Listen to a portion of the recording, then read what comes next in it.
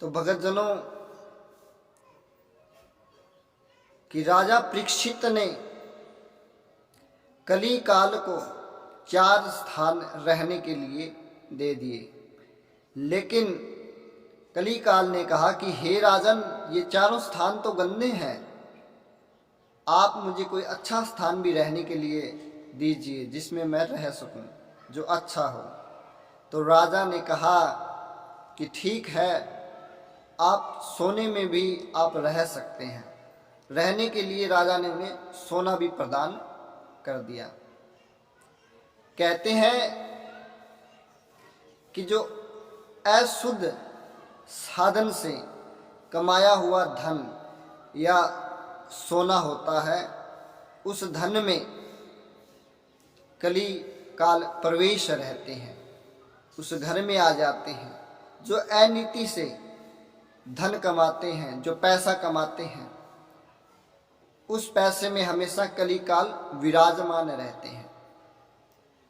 और जो अनीति से कमाया हुआ पैसा जो अपने वारिस के लिए छोड़कर चले जाते हैं, वह वारिस, उस खानदान का वारिस भी वह हमेशा दुखी ही रहता है, वह सुखी कभी नहीं होता।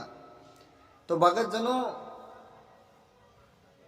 राजा परीक्षित के ऐसा कहने पर कली काल ने सोचा कि चलो ठीक है, मुझे सोने में रहने का जो स्थान मिला है वो भी ठीक है। अब किसी ना किसी दिन मैं राजा के महल में प्रवेश कर जाऊंगा और जो इनका जो अच्छी बुद्धि है उसको हर लूंगा, ऐसा वो सोचते हैं। कहते हैं कि जिस घर के अंदर सत्यता है, नीति है, अच्छे विचार हैं, शास्त्र हैं, जो कभी किसी का बुरा नहीं करते, अच्छी नीति से पैसे कमाते हैं, अच्छे साधन, वो हमेशा भगवान का नाम स्मरण, जिसके घर में भगवान की सेवा होती है, उनके घर में कली काल कभी भी प्रवेश नहीं करते। और बहुत से आज भी ऐसे घर हैं कलयुग के अंदर जिनके घर में भगवान की सेवा, पूजा पाठ, अच्छे विचार हैं, जो नीति के साथ, धर्म के साथ पैसे कमाते हैं। उन घर में आज भी सतयुग है। जिनके घर में सच्चाई है उनके घर आज भी सतयुग का प्रभाव है। जिनके घर में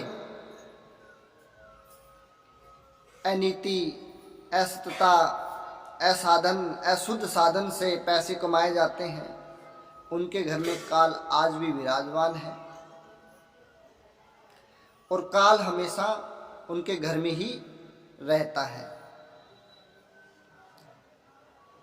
तो कहते हैं कि उस बैल के जो 3 पांव थे वो राजा परीक्षित ने दोबारा स्थापित कर दिए, यानी कि धर्म की स्थापना दोबारा से वहाँ कर दी।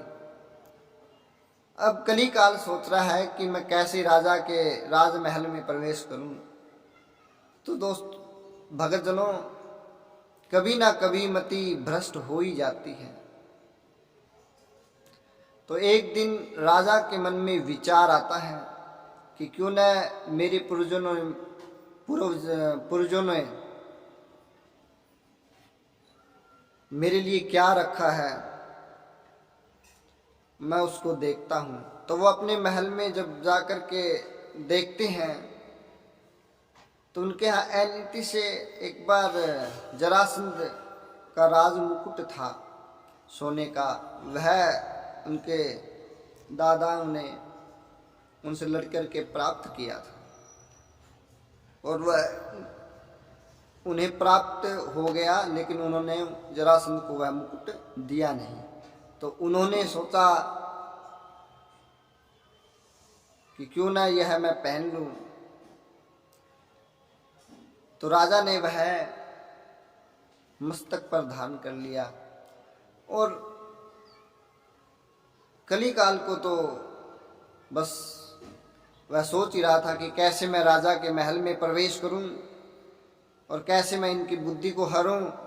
तो मस्तक पर धारण करते ही उनके मन में विचार आया कि क्यों ना मैं आज जंगल में जाऊं, बियावान में जाऊं और वहाँ जाकर के शिकार करूं। तो ऐसी भावना राजा के मन में उत्पन्न हुई और वह अपने महल से जंगल की ओर चल दिए। तो भक्तजनों, इसके आगे की कथा हम कल करेंगे। बोलिए श्रीमन नारायण भगवान की जय हो।